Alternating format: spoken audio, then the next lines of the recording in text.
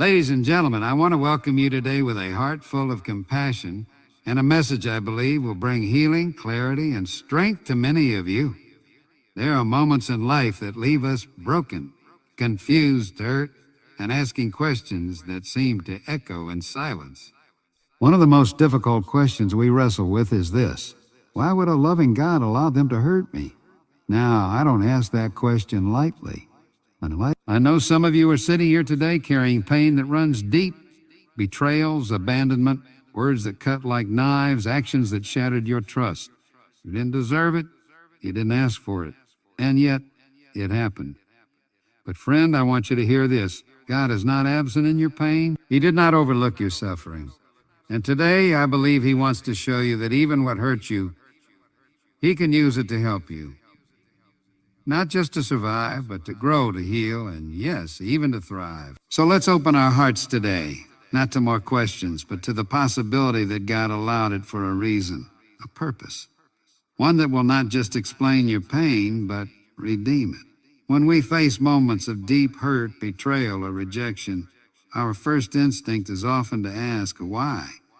Why would God allow this to happen to me? Why didn't He stop it if He loves me? Why did He let them hurt me like that? These are honest questions, and God is not afraid of our honesty. But often, behind the pain, there's a purpose that only becomes clear with time.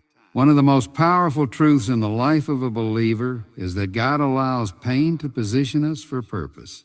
Throughout Scripture, we see countless examples of people who endured tremendous pain, only to later realize that it was part of God's divine plan to lead them into their destiny. Consider Joseph, betrayed by his own brothers, thrown into a pit, sold into slavery, falsely accused, and imprisoned. It would have been easy for Joseph to feel abandoned and forgotten. And yet, every painful step he endured was positioning him to become the second most powerful man in Egypt and to save not only his family but an entire nation from famine. Joseph's story reminds us that what feels like a detour is often the direct route to the place God is leading us. When God allows pain in our lives, it is never without purpose. Sometimes we become too comfortable where we are. We settle in places we were never meant to stay.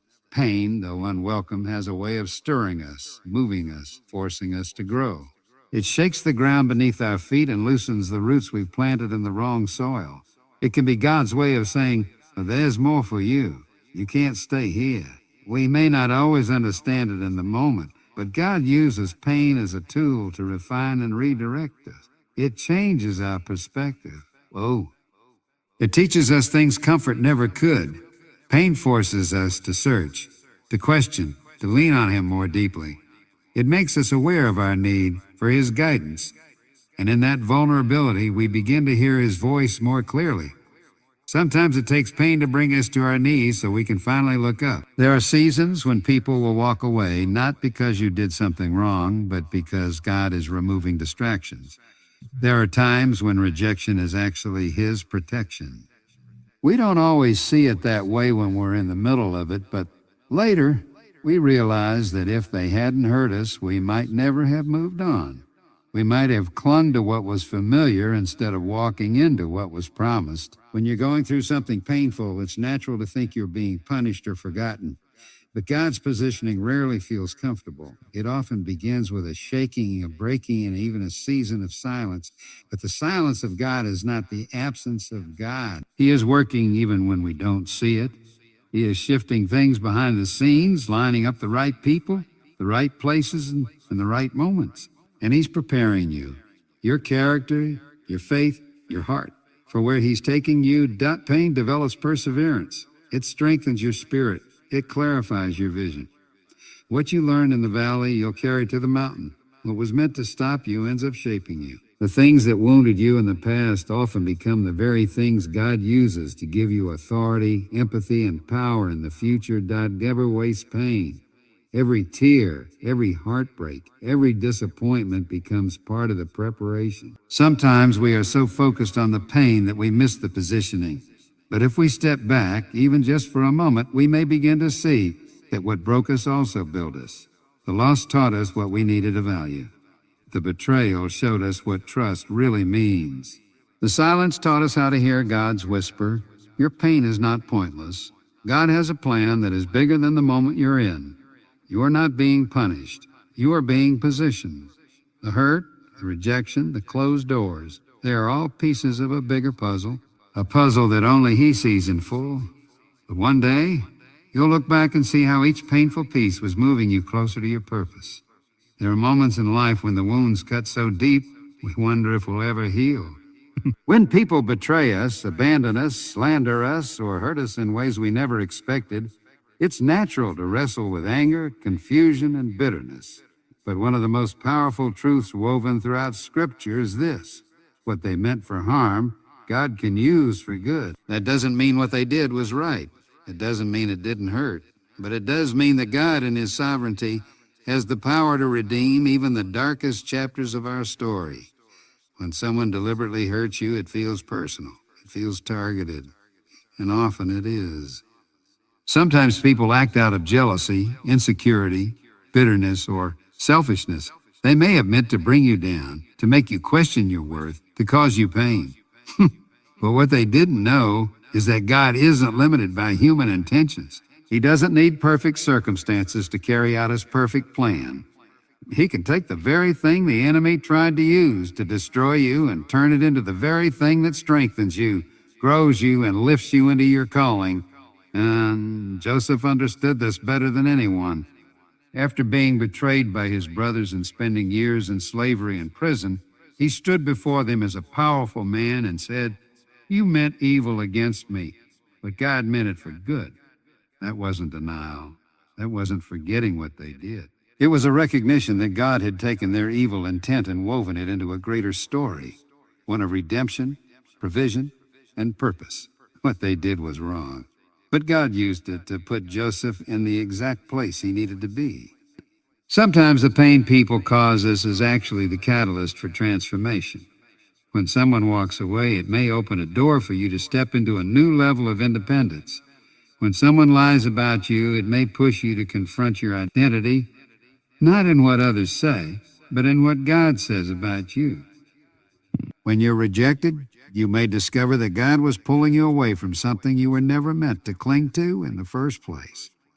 The enemy loves to use people to try and derail us. He uses offense to trap us. He uses betrayal to isolate us. He uses criticism to silence us. But every time someone tried to pull you down, God was still holding you up. Every time someone tried to destroy your name, God was preserving your future. Every time someone tried to break your spirit, God was building your character. What was meant to harm you doesn't get the final word. God does. There's something about pain that produces power when it's placed in the hands of God. Pain breaks things open that would have stayed buried. It exposes what's weak so it can be made strong. It brings to light what's hidden so it can be healed. And when God redeems pain, He doesn't just patch it up. He transforms it. He uses it as a testimony. The very place you were wounded becomes the place you now carry wisdom. The very thing that made you cry becomes the thing you now use to comfort others. It's important to understand that God doesn't cause people to sin against you, but He does allow their actions, and He does so knowing He can still fulfill His purpose in your life through it. He is not the author of evil, but He is the Redeemer of everything. Nothing that was done to you can cancel what God has spoken over you. What people do in malice, God can repurpose in mercy. When people attack you, the enemy wants you to focus on the injustice, to stay stuck in the offense, to keep replaying the moment over and over again until it hardens your heart. But God wants to shift your focus, not to ignore what happened, but to recognize that even though it hurt, it didn't stop you. Even though it broke something in you, it didn't break you. And if it didn't break you, it's because God was with you. There's a holy reversal that happens when we surrender our pain to God. The things that were meant to leave us bitter end up making us better. The situations designed to silence us end up becoming the very reason we speak louder. The rejection that was meant to make us feel worthless becomes the very soil where we discover our true worth in Him. When we trust God with our pain, He doesn't just heal us, He repurposes it. The storm that was supposed to drown you becomes the wind that pushes you into your destiny. There are seasons in life when everything seems to be going well. You're comfortable, surrounded by familiar people, routines, and rhythms. In those moments, it's easy to believe you're growing simply because you're not struggling. But the truth is, comfort can often disguise stagnation. It can mask areas of weakness, unresolved wounds, or unfulfilled potential. Pain, on the other hand, has a way of uncovering what comfort tends to conceal. It brings to the surface the things we've ignored, the parts of us we've numbed, and the truths we've been too busy or too afraid to face. Pain grabs your attention. It demands a response. It breaks the illusion of control. When life is comfortable, we can fall into the trap of thinking we've got it all figured out. We start to lean on our own understanding, our own strength, our own plans. But when pain enters the picture, whether through heartbreak, betrayal, loss, or disappointment, it shakes the ground beneath us. It interrupts the routine. And in that interruption, it exposes what we've been building our lives on. You can go years thinking you've forgiven someone, but then pain will come and reveal that bitterness was still buried deep in your heart. You can think you've healed from something, only to realize through a painful experience that the wound was still open. Comfort allows us to hide things, even from ourselves, but pain brings them into the light, and not to shame us, but to heal us. Because God doesn't reveal what he doesn't intend to redeem. There's a clarity that comes in moments of pain. Suddenly, what used to matter so much, people's approval, temporary success, shallow relationships, begins to fade in importance.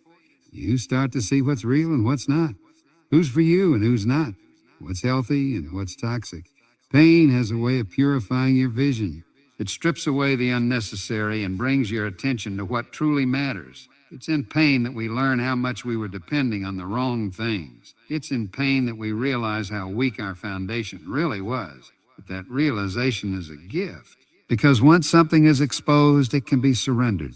Once it's surrendered, God can begin the work of rebuilding, restoring, and renewing.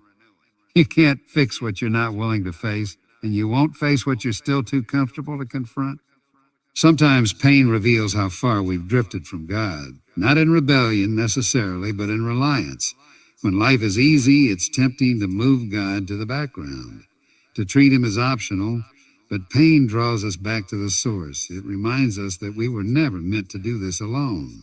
It pulls us out of self-sufficiency and back into intimacy with the Father. In the ache, in the tears, in the quiet cries no one else hears, there we find his presence again. Not just his blessings, not just his answers, but him. It's also in pain that we discover parts of ourselves we didn't know existed, strength we didn't think we had, faith we didn't realize had been planted. Gifts that were dormant start to come alive. Compassion begins to grow. Empathy starts to deepen. Your voice starts to rise. Because when you hurt, you understand others who hurt. When you've been broken, you no longer judge other people's brokenness. When you've wrestled with your own limitations, you stop pretending to be perfect, and you start being real. Comfort can be a beautiful place to rest, but it's not where transformation happens. God is not committed to our comfort. He is committed to our character. And character is forged in the fire, not on the couch. It's built in the valley, not on the mountaintop. We may not choose pain, but God chooses to use it. And in doing so, he reveals the parts of us that need his touch. Pain also tests what you really believe. It separates theory from truth. It forces you to ask, do I trust God only when life is good? Or do I believe he is still good when life is not? Do I cling to his promises only when they're being fulfilled? Or do I hold on even when they seem delayed or distant? Pain doesn't just test your faith. It purifies it. It removes the fluff and reveals what's genuine. What comfort conceals, pain reveals. Not to destroy you, but to develop you. Not to shame you, but to show you what needs healing. And in that revelation is an invitation to grow, to change, to surrender, and to become who you were always meant to be. Brokenness is not something we seek, but it is something that every single one of us will experience. No one escapes life without moments that bring us to our knees, moments of disappointment, betrayal, failure, heartbreak, or loss. And in those moments, it can feel like everything is falling apart. We feel weak, vulnerable, exposed. But what if the breaking is not the end of the story? What if God allows brokenness not to destroy us, but to build something stronger within us? God uses brokenness to build strength, not the kind of strength the world values, cold, detached, self-reliant, but the kind of strength that is rooted in dependence on Him, refined through fire and unshakable because it has been tested. When we're whole in our own eyes, we often walk through life with a confidence that's built on fragile things: success, appearance, control, approval. But when life breaks us, all those false sources of strength are stripped away. The mask comes off. The illusions fade. And we come face to face with our limitations. It's in that place that God begins to build real strength, the kind that comes from knowing you can't do it on your own, the kind that knows where to run when everything else crumbles. In brokenness, we often feel like we've lost something essential. Maybe it's trust. Maybe it's identity. Maybe it's a sense of direction. But God doesn't just patch us up and send us back into life as if nothing happened. He rebuilds from the inside out. He takes the shattered pieces and shapes them into something. What feels like the end is often the beginning of a deeper, more grounded version of who you are. He doesn't rebuild us the way we were. He rebuilds us better, stronger, wiser, more compassionate, more aware of His presence, and more in tune with our purpose. God's strength is made perfect in weakness. That's not just a comforting phrase, it's a powerful reality.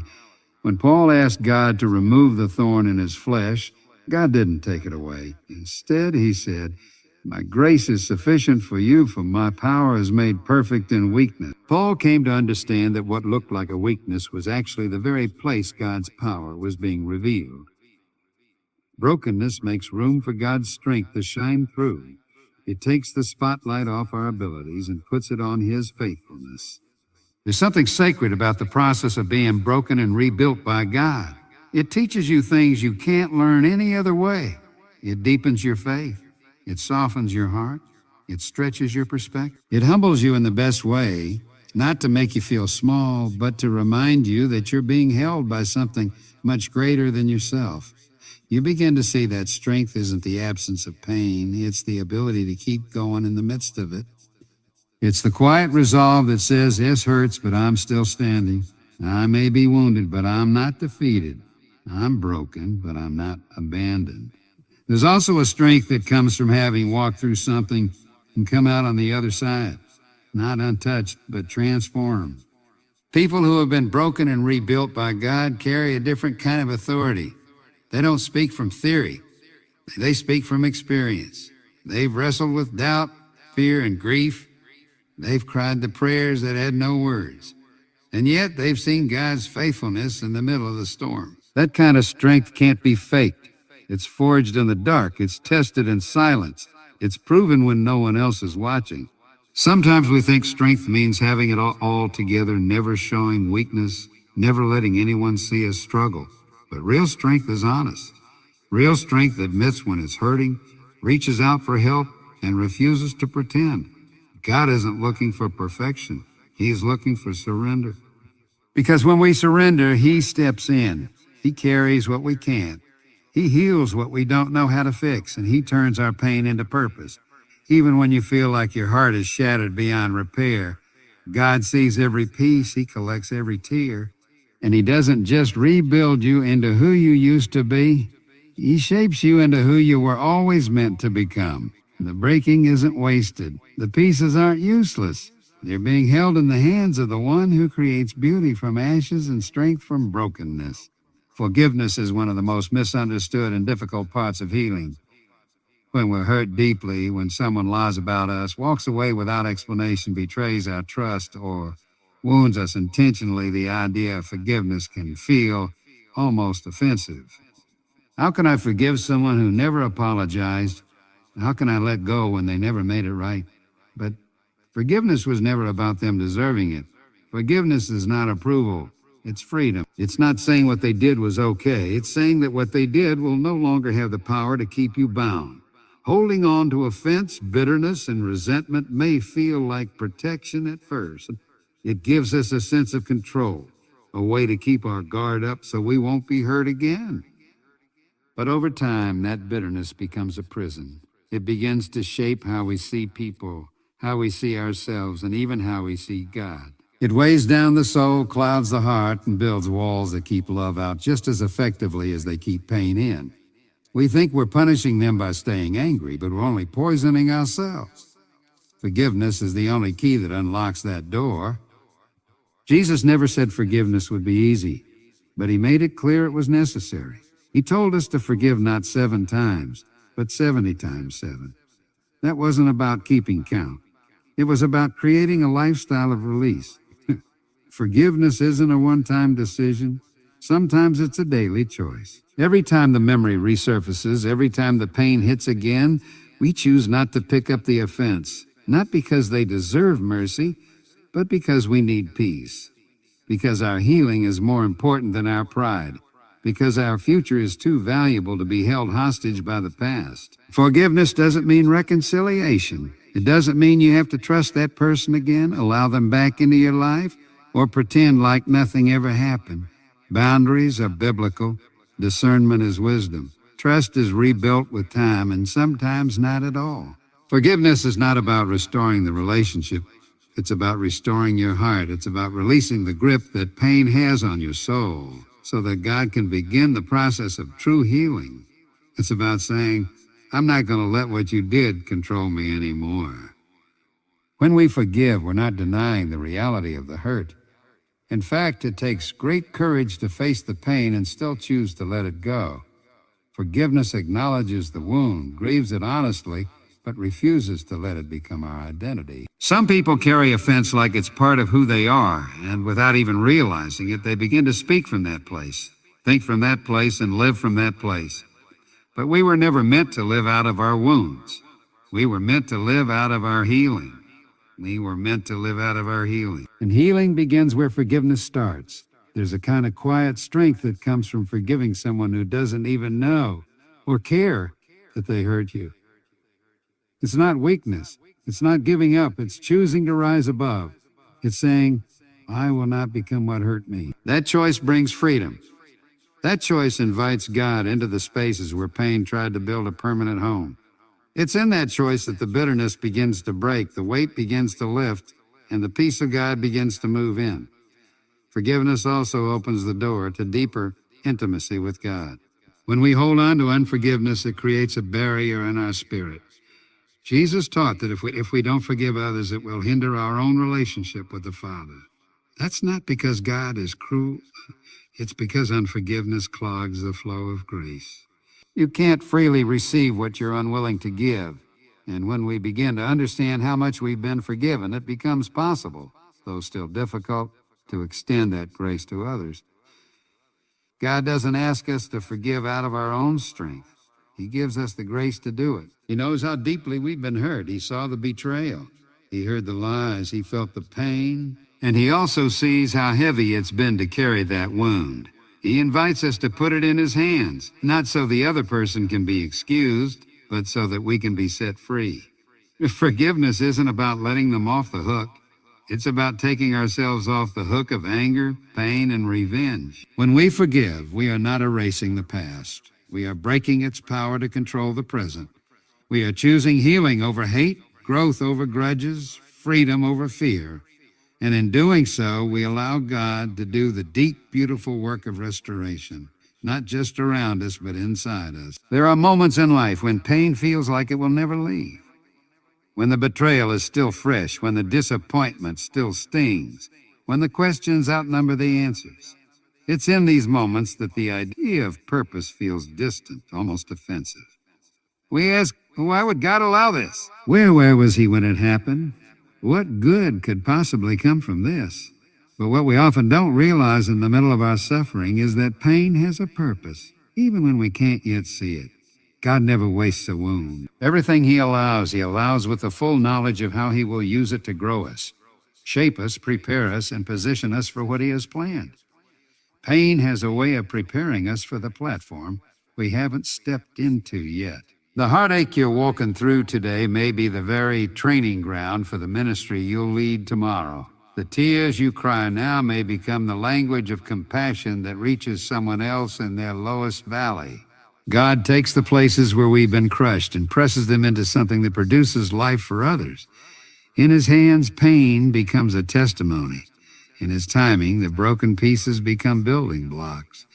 Sometimes we assume that because we're hurting, we must be off course. But the presence of pain doesn't mean the absence of purpose. In fact, pain often accompanies the path to purpose. Look throughout Scripture. Moses was rejected by his own people before he became their deliverer. David was hunted by Saul long before he wore the crown. Esther faced the threat of death before she walked into her destiny. Purpose was always there, but it was pain that refined them, developed them, humbled them, and made them ready for the weight of what God had prepared. Pain also has a way of clarifying vision. It strips away the distractions and brings focus. When you've been hurt deeply, you begin to see more clearly what matters and what doesn't. You start to prioritize differently. You start to listen more closely to the voice of God because you realize that no other voice can guide you through what you're facing. In that sacred place of pain, God speaks in ways that are often drowned out by comfort and ease. It's there in the wrestle, in the ache, in the waiting that we hear him more clearly than ever before. And while we may not understand it at the time, pain creates depth. It deepens our faith, our character, our capacity to carry what's ahead. Without depth, we crumble under pressure. We bend under the weight of criticism or rejection or spiritual resistance. But pain builds spiritual muscle. It teaches us endurance. It trains us to lean not on our own understanding, but to trust in the Lord with all our heart. It anchors us in the truth that even when we don't see the purpose, we can trust the one who holds it. The enemy wants your pain to define you. He wants you to believe that what happened to you is the end of your story, that the betrayal will always be the headline, that the failure will always be your identity. But God sees further. He sees through the ashes and into the beauty he's forming. He sees beyond the wound and then into the healing he's already begun. And he takes what the enemy meant for evil and reclaims it, repurposes it, and reintroduces it as part of your assignment. Pain also connects us to others in a way that nothing else can. When you've walked through the fire, you have a voice of authority to speak into the life of someone who's in it now. You can say, I've been there. I know what it's like. And I promise God is still with you. Pain makes you relatable. It makes you real. It builds bridges that perfection never could. And in those moments, your purpose starts to come alive. Not just for you, but for the people God is calling you to reach. God doesn't reveal the whole picture all at once. Sometimes he allows us to walk through seasons that feel senseless, only to later show us how they were sacred. The pain becomes a thread in the tapestry he's weaving, a thread that looked out of place up close but makes perfect sense in the bigger picture. And it's only after you've come through it that you begin to see how every tear, every ache, every unanswered prayer was part of a divine design to shape you into who you were always meant to be.